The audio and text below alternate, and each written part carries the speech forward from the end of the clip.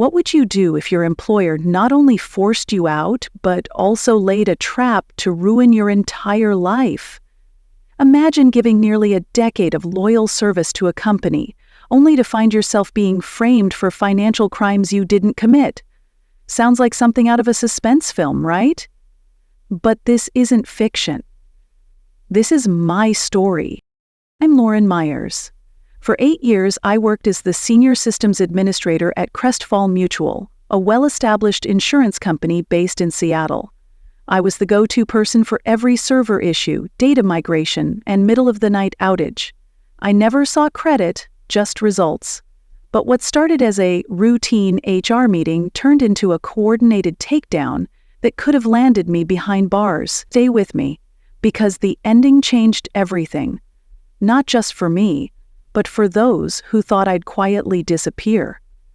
If you've ever been betrayed by the very people who shook your hand and thanked you for your dedication, you'll understand why I couldn't stay silent. The day it all started felt like any other. I walked into the office with my usual black coffee, nodded at the front desk security guard, and headed up to my floor. Just before 10 a.m., I got a calendar invite mandatory HR meeting, no agenda. That was odd, but not unprecedented.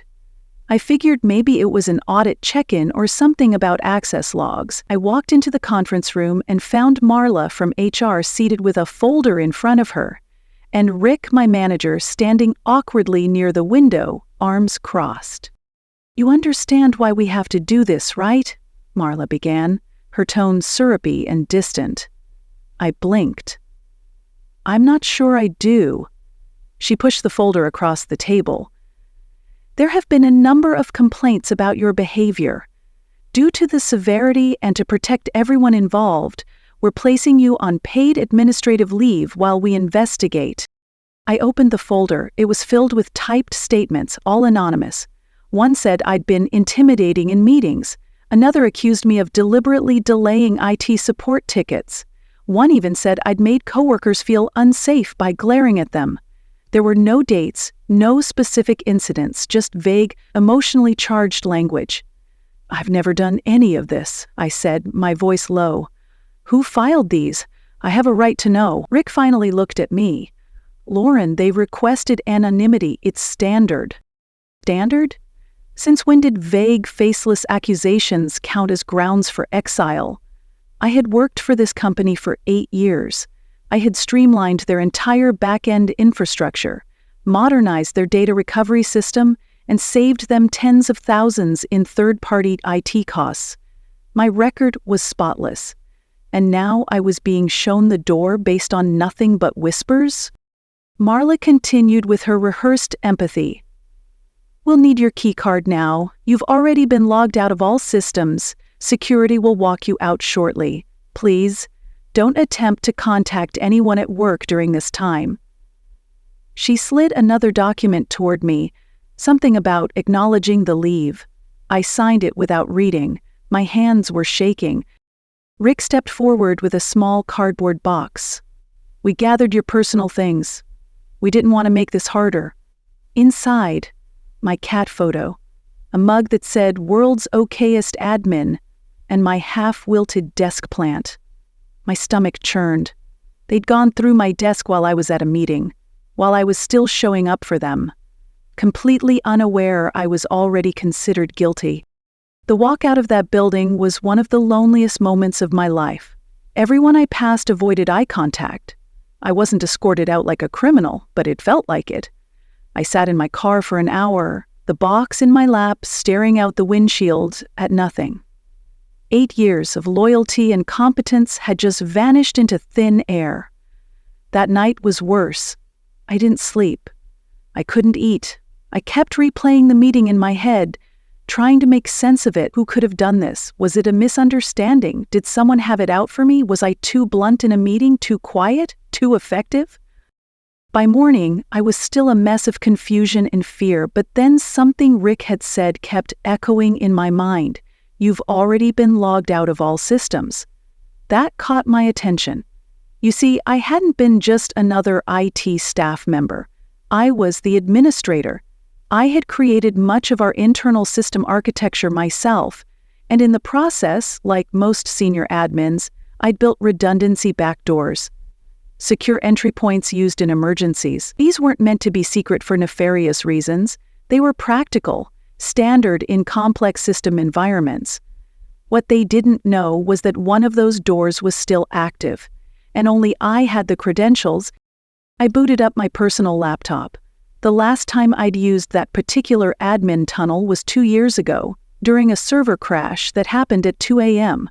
I entered the root credentials, the screen flashed, and then I was in. They had revoked my standard login, yes, but they hadn't found or disabled the emergency tunnel. I was back in the system they thought they'd locked me out of. What I did next wasn't illegal, not yet. I didn't access personal emails or read private chats. I simply followed the trail they'd left behind. Because if they had truly planned this, if those accusations were orchestrated, there would be breadcrumbs. Admins like me, we know where everything hides. What I found next made me realize this wasn't just an HR misunderstanding. It was a setup. And I had only just scratched the surface. That first night back inside the system, I only looked at metadata, access logs, timestamps, and file creation dates, things that told a story without showing any actual content. It's like checking footprints instead of opening doors. I wanted to be careful. I didn't want to go too far without understanding what I was walking into. What I noticed immediately was that my investigation file had been created nearly a month before they even called me into that conference room. The title, Employee Misconduct Myers L., created by Rick, modified multiple times over the next few weeks. So they'd been building a case for a while. I wasn't suspended because someone complained. I was suspended because they needed me gone. But why? I decided to scan HR's secure storage next where internal investigation materials were saved. This required elevated access, but it was access I had legitimately maintained over the years for system maintenance. I located the folder labeled Conduct Myers. Inside were 7 PDF files, each labeled with a number. I opened the first. It was a typed statement from someone claiming I had deliberately caused a system error during a presentation. The second said I frequently made snide remarks about coworkers' skills. Again, no dates, no specific names, just generic language. But here's what was strange. All 7 complaints were uploaded to the system within the same 48-hour window, despite referencing incidents that supposedly spanned months. That didn't make sense. I pulled the document metadata, same formatting, same computer ID. These weren't multiple people submitting complaints. These were written from one device, likely by one person. I ran a deeper analysis. The origin matched Marla's office terminal, so the HR director had either written or compiled all of them. My stomach turned. I wasn't just being suspended, I was being framed. I needed to know more. I turned to the email archive. Most users don't realize how much email metadata gets retained, even deleted threads. I searched for my name over the past 60 days. The first red flag appeared in a message from Rick to Marla. Need to wrap the Lauren thing before Q2 audit. Have V prep the vendor records for clean handoff. What did that mean? I ran a cross-record search for V and vendor records, and that's when I found something that made my blood run cold. An email chain between Rick, Marla, and someone named Vincent in accounting. It discussed diverting vendor payments and using Lauren's admin status as the fallback. I clicked through dozens of attachments. Fake invoices, payment approvals, internal memos, all referencing a company I'd never heard of, Ridge Tech Solutions.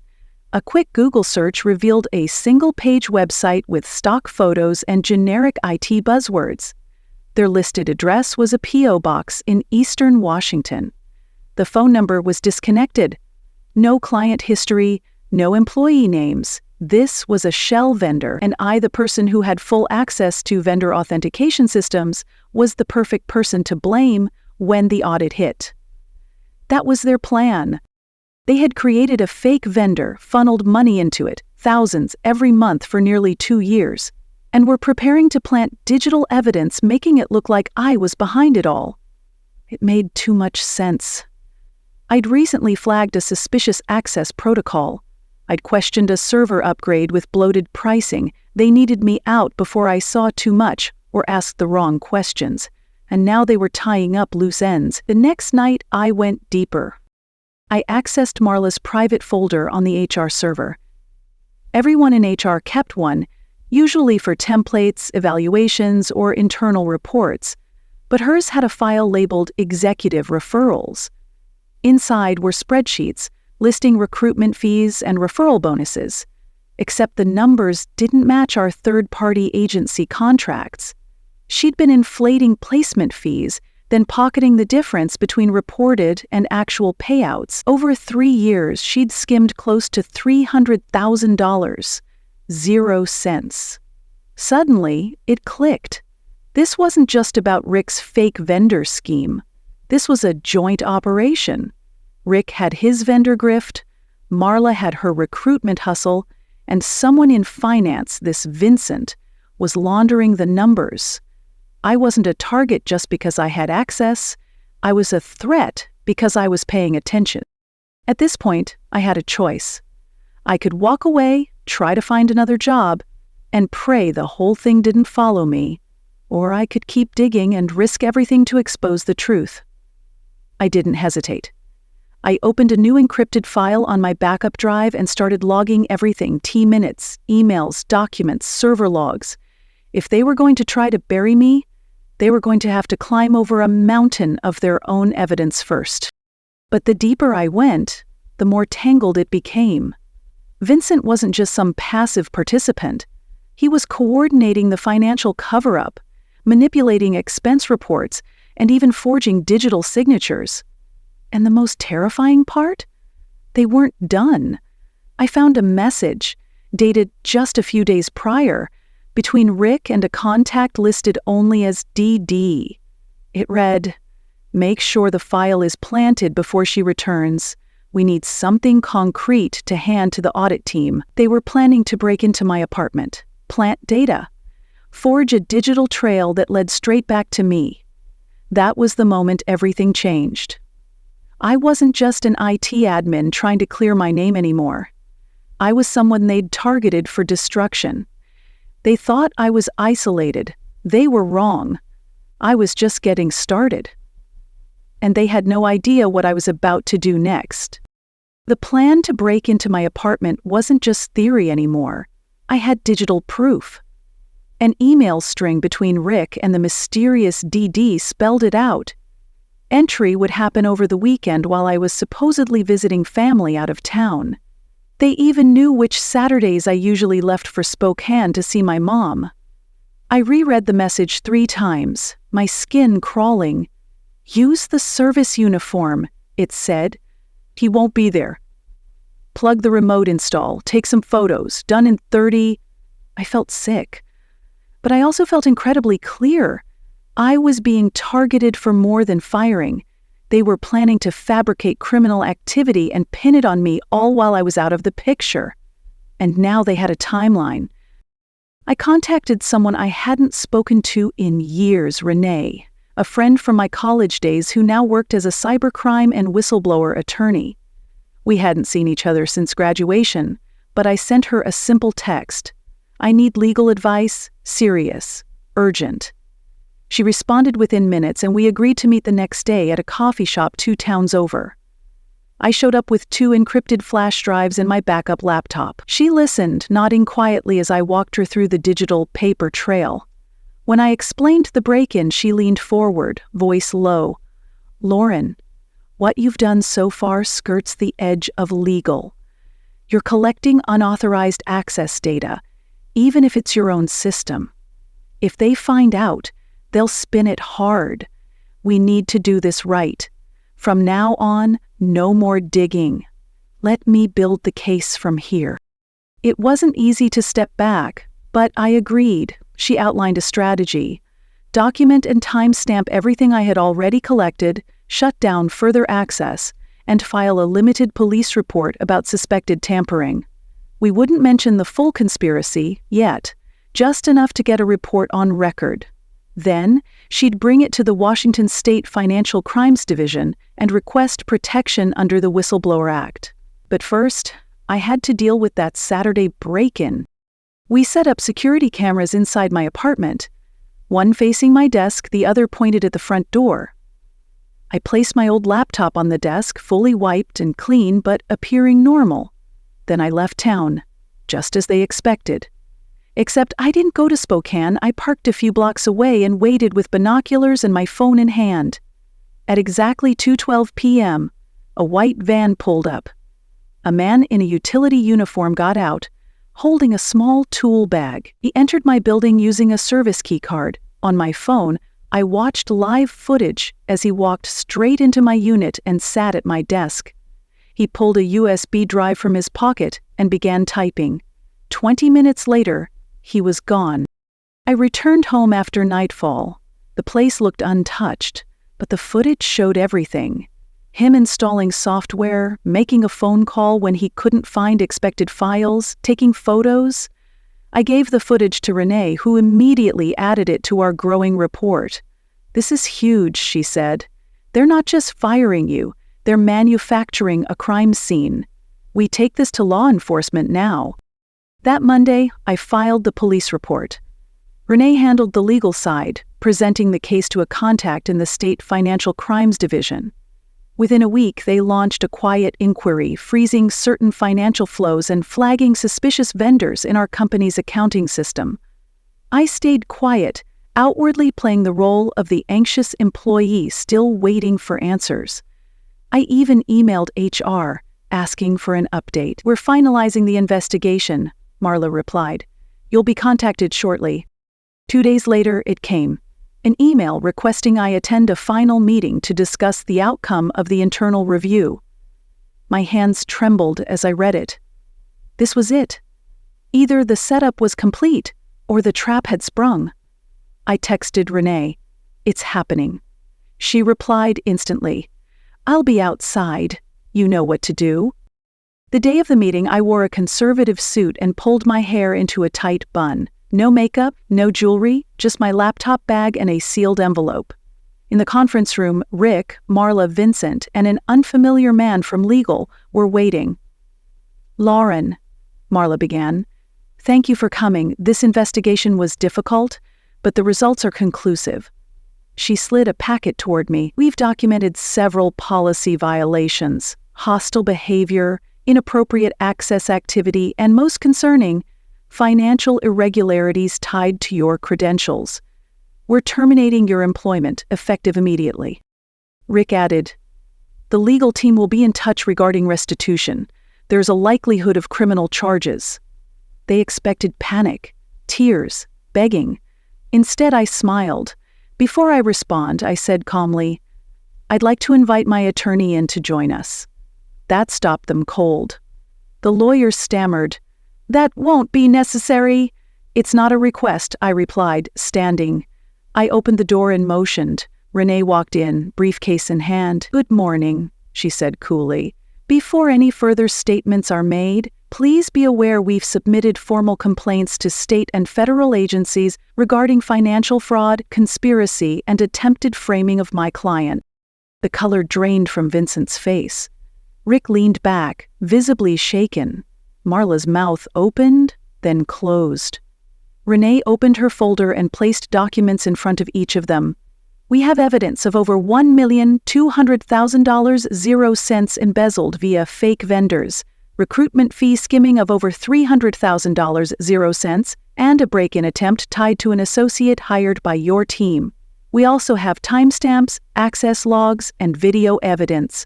They sat in silence as the weight of it settled in. And that's when I told them what came next. Remember to like the video, subscribe to the channel, and turn on notifications so you don't miss what happened in the final showdown. I leaned forward, letting my voice remain steady and calm. "Here's how this is going to go," I said, meeting each of their eyes. "In about 15 minutes, investigators from the Washington State Financial Crimes Division will arrive in this building. They already have the preliminary report and warrants prepared, but I told them to give me a head start, because I wanted to offer you one last option. Renee opened her laptop, turning it toward the stunned group. This is a copy of the recorded break-in. Your associate, Mr. Derek Grant, who posed as a service tech, entered Lauren's home without permission and attempted to install remote access software on her device. He failed because the machine was wiped and monitored, but he did leave plenty of evidence. Rick had gone pale, his hands visibly shaking.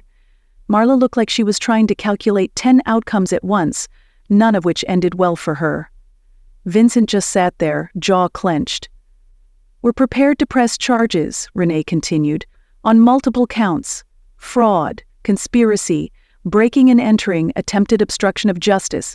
However, if you agree to resign immediately, confess your role to the board, and cooperate with authorities, we may be open to limiting the public fallout. Rick stood suddenly. You can't prove everything. This is all circumstantial. You hacked company systems. Actually, I interrupted, I had retained admin credentials that were never formally decommissioned. I used those credentials to confirm document metadata and system logs, which were always part of my job function. Everything beyond that? We stopped once legal got involved. Your problem isn't how I found it, it's what I found. Marla stood slowly, her voice tight. We need a break. No, Renee said calmly, we're done here. She handed the legal rep a sealed folder. Here's the complete report already submitted to state investigators. The board of directors will receive copies within the hour. I closed my laptop. This company can spin it however they want, I said, standing. But I want one thing clear in the record. I was never the problem. You created this disaster yourselves by underestimating the one person who knew your systems better than you did. With that, we left the room. The next few hours moved quickly. Investigators arrived as predicted, speaking with company security and legal counsel. By end of day, Rick had resigned. So had Marla. Vincent was placed on administrative leave pending further review, but I had a feeling his exit wouldn't be far behind. That weekend, the board released a statement about uncovered irregularities in financial operations and promised full cooperation with the investigation. My name wasn't mentioned, and I didn't need it to be. I already had what mattered: vindication and a hard-earned seat at the table if I wanted it. The board offered me my job back, plus a promotion and a 50% raise. I declined. I wasn't interested in salvaging a broken culture. Instead, I negotiated a severance package that included back pay, a formal retraction of the complaints against me, a letter of recommendation, and enough funds to take 6 months off and decide what I wanted to do next. The day I cleaned out my desk for real, the mood was different. People I hadn't spoken to in weeks offered hesitant smiles. One coworker left a sticky note on my monitor. You were right. They were afraid of you because you saw everything. I walked out of Crestfall Mutual with my box under one arm, and for the first time, it didn't feel like an ending. It felt like the beginning of something bigger. During those 6 months off, I traveled, visited my sister in Arizona, spent time hiking near Olympic National Park, rebuilt my sense of peace. But I also kept reading, studying, researching patterns of corporate fraud and how often the people who speak up are painted as difficult or aggressive when they're simply competent. That realization stayed with me, and it's what led to my next chapter. I launched my own cybersecurity consulting firm, Myers Digital Integrity. We specialize in auditing internal systems, monitoring for backdoor fraud, and offering protective protocols for whistleblowers. My first client? A regional investment firm that wanted to overhaul their IT governance policies. They'd heard about my story through professional circles. They didn't want to end up like Crestfall. As my client base grew, so did my sense of purpose. This wasn't just about revenge or rebuilding my reputation. It was about making sure what happened to me didn't happen to someone else. and about creating a space where integrity, not office politics, decided your worth. But what happened to the rest of them? Rick and Vincent both eventually faced criminal charges. Vincent took a plea deal in exchange for cooperating with investigators. Rick was convicted of multiple counts of wire fraud and obstruction. Marla's case dragged on longer. She fought the charges until one of her own assistants handed over a hidden USB drive showing how she'd altered recruitment documentation. That sealed her fate. None of them ever reached out to apologize. I didn't expect them to. What I didn't expect was the email I received one afternoon from an unfamiliar address. It was from Derek, the guy who broke into my apartment. All it said was, "I didn't know they were setting you up. I thought it was a systems test. I'm sorry." I never replied, but I saved the message, a strange digital footnote to a saga I'd rather never repeat. Still, it reminded me how dangerous silence can be when power is abused. 6 months after I walked out of Crestball Mutual for the final time, my firm had already signed 4 clients and built a small, agile team of IT analysts and compliance experts. We weren't just cleaning up messes, we were preventing them. One of our early audits uncovered a small-scale scheme at a logistics company, a purchasing manager inflating vendor invoices by about $40,000 0 cents. That might not sound like much, but it was enough to cause layoffs. We stopped it before it spread. The CEO shook my hand after the audit and said, "You're exactly who we needed. Someone who's been in the fire and didn't melt." I've never forgotten that. The irony is that all the pain I went through, the betrayal, the surveillance, the planned sabotage, became the exact fuel I needed to start something better. I no longer work under people who fear smart employees. Now I protect them. Avery, one of my newest hires, once asked, "How do you keep from being paranoid after what happened?" I told her the truth. I don't avoid paranoia. I just make sure it has evidence before it speaks. That's become one of our unofficial rules. Verify everything. Document everything. Never assume goodwill without accountability. It's not about mistrust, it's about transparency. And in the world of cybersecurity and financial oversight, it's the only way to survive. Crestball tried to erase me with a manila folder and a cardboard box.